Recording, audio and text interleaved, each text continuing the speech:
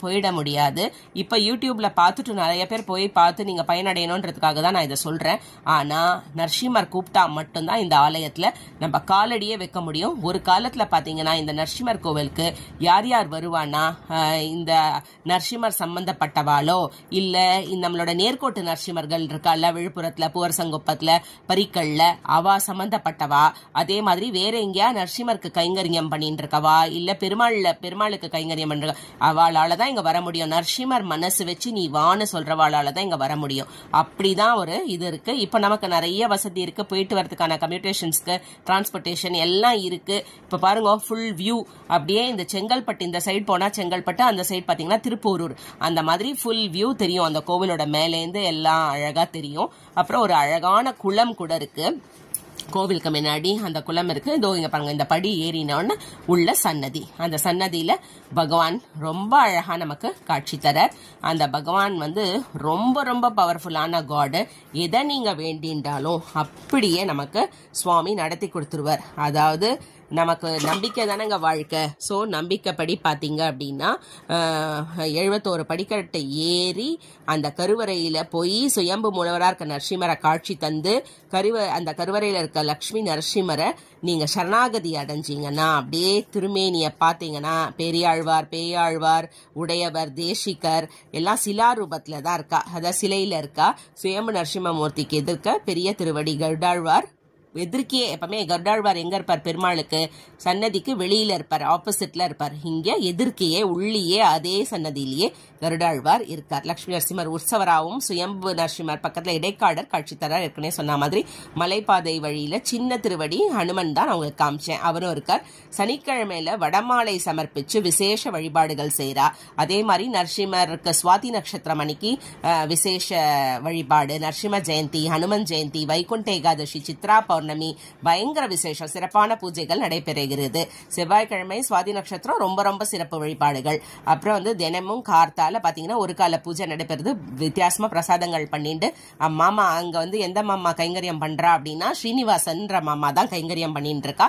அவ அப்பா இந்த கோவிலுக்கு அவ திருநெல்வேலியை சேர்ந்தவா. அவ அங்க பண்ணிட்டு இருந்திருக்கா. அங்கேருந்து இங்க இந்த ஊருக்கு நுழைஞ்சனா அவ அப்பா பண்ணாமிச்சா. இப்ப அந்த மாமாக்கு 79 78 வயசு ஆயாச்சு. அதனால இப்ப அவளோட புள்ள அந்த ஸ்ரீனிவாசன் மாமா கிட்ட கொடுத்துட்டு அவ தான் கைங்கரியம் பண்ணிட்டு இருக்கா. ரொம்ப நல்லா பூஜை பாருங்க. குளம் பாருங்க, குளம் அவ்வளோ அழகா ரொம்ப சூப்பரா அந்த குளம் இருக்கு.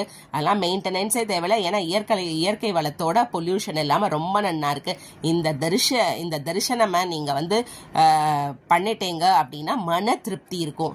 இந்த நரசிம்மமூர்த்தியை தரிசனம் பண்ணீங்கன்னா நவகிரகத்தால ஏற்படும் எல்லா தோஷங்களும் நம்மளை விட்டு விலகும், நீங்கும்னு ஒரு ஐதீகம் இருக்கு. தினமும் கார்த்தால 8 மணிக்கு திறக்கிறா கோவில. 10 மணி வரைக்கும் திறந்திருப்பா. கூட்டம் இருந்தா 11 மணி வரைக்கும் இருக்கும், இல்லைன்னா 10 மணியோட முடிஞ்சிரும். பக்தர்கள் தரிசனம் செய்யலாம். சனிக்கிழமையில கொஞ்சம் எக்ஸ்ட்ரா டைமிங் கூட அவ திறந்து வச்சிருக்கா. அப்புறம் ஈவினிங் பாத்தீங்கன்னா 5 o'clock திறப்பா, 7 o'clock மூடுவா. கூட்டம் இல்லைன்னா 6 மணிக்கு மூடிடுவா. ஸோ அதுக்கேற்ற மாதிரி நீங்க போனோம். திருப்போரூர் செங்கல்பட்டு வழித்தடத்துல கொட்டமேடு சந்திப்புல இருந்து ஒரு 3 கிலோமீட்டர் தொலைவில் இடர்குன்றம் இருக்குங்க. மானாமதியிலேருந்து 6 கிலோமீட்டர் தொலைவில் இருக்கு. திருப்போரூர்லேருந்து 12 13 கிலோமீட்டர் தொலைவில் இருக்கு. திருக்கழுக்குன்றத்திலேருந்து 15 கிலோமீட்டர் தொலைவில் இருக்கு இடர்குன்றம். அருமையான ஒரு இடம். எல்லாரும் போய் தரிசனம் பண்ணுங்க. ஃபர்ஸ்ட் கிளாஸா நீங்க சுவாமி தரிசனம் பண்ணி எல்லாரும் சந்தோஷமா இருக்கணும்னு என்னோட ஆசை. இந்த வீடியோ இப்போ நம்ம பார்த்தீங்க அப்படின்னா சித்தர்கள் சொன்னேன் இல்லையா, 18 சித்தர்கள்ல ரொம்ப ரொம்ப பிரசித்தமானவர் நம்மளோட இடர்காடர். அவரோட ஜீவ சமாதி இங்க இருக்கிறது ரொம்ப ரொம்ப விசேஷம். அதுக்கப்புறம் 2 கதை சொல்றேன்னு சொன்னேன். ஒரு கதை சொல்லிட்டேன் உங்களுக்கு. இளைஞன் தவம் இருந்தது. இன்னொன்னு பாத்தீங்க அப்படின்னா இந்த இடத்துல ஃபுல்லா கல்லு குவாரியா இருந்திருக்கு. அந்த குவாரியில கொஞ்சம் கொஞ்சமா மலையை உடைச்சு வேலை பார்த்துட்டே இருந்திருக்கா.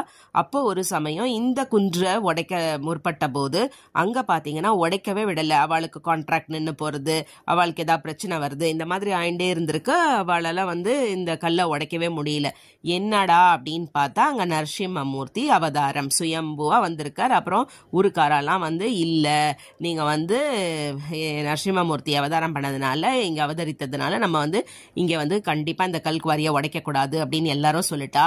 அதுக்கேத்த மாதிரி இந்த கல்குவாரியோட வேலை எல்லாமே நின்றுடுத்து, கான்ட்ராக்ட்லாம் நின்றுடுத்து. அவளுக்கு புரிஞ்சுடுத்து பகவானோட லக்ஷ்மணரோட லீலை தான். அதுக்கப்புறம் இதை உடைக்கிறத நிறுத்திட்டு அப்புறம் பார்த்தா லக்ஷ்மி நரசிம்மர், அப்புறம் வந்து அழகா ஆதிசேஷன் எல்லாருமே அவதாரம் பண்ணியிருக்கா. இந்த கோவில்ல நான் எல்லா சுவாமியும் சொன்னேன் இல்லையா, அதுல லக்ஷ்மி நரசிம்மர் சிலையும் இருக்கு. அது 2014 கவர்மெண்டே பிரதிஷ்டை பண்ணியிருக்கா. ஸோ அந்த வந்து அதுவும் ஊர்க்காரா எல்லாம் சேர்ந்து பிரதிஷ்டை பண்ணியிருக்கா. ஸோ அதுவும் இருக்கு. அப்புறம் வந்து பிராஸ்ல சொன்னது வந்து பெசநகர் அசோக் மாமா வாத்துல பூஜை பண்ணி பகவான் போய் கனவுல சொல்லி அது வந்து பிரதிஷ்டை பண்ணியாச்சு.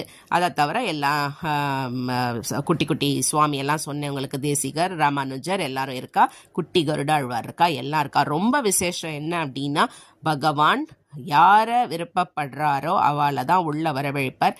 நல்ல அனுகிரகம் பண்ணி அனுப்புவார். எல்லாருமே அங்க போனா கண்டிப்பா மன நிறைவோட சந்தோஷத்தோட பிரச்சனையை இறக்கி வச்ச மாதிரி இருக்கும் உங்களுக்கு. அப்படி இருக்கும் ஒண்ணு.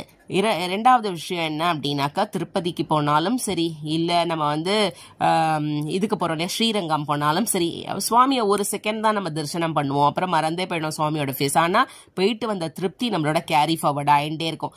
அதே மாதிரி தான் ஸ்ரீ சுயம்பு லக்ஷ்மி நரசிம்மரை பார்க்கறச்சே நமக்கு வந்து அப்படி நரசிம்மரை ஒரு நிமிஷம் பார்த்த மாதிரி தான் இருக்கும். சில பேருக்கு மனசுல நிற்கும், சில பேர் மனசு கூட நிற்காது. ஆனா அவரோட அந்த அவர் நம்ம மேல கொடுக்குற அருள் இருக்கு இல்லையா, அது அப்படியே நம்ம கேரி ஃபார்வர்ட் பண்ணிட்டு திருப்தி, ஒரு பரம திருப்தி, லைஃப்ல நமக்கு ஒரு சேஞ்சஸ் எல்லாமே ரொம்ப கொடுக்கக்கூடிய ஒரு பவர்ஃபுல் தெய்வம்.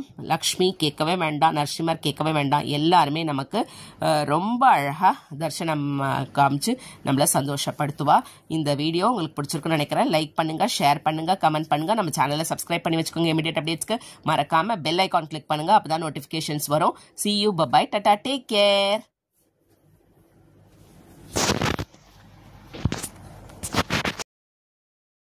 See you.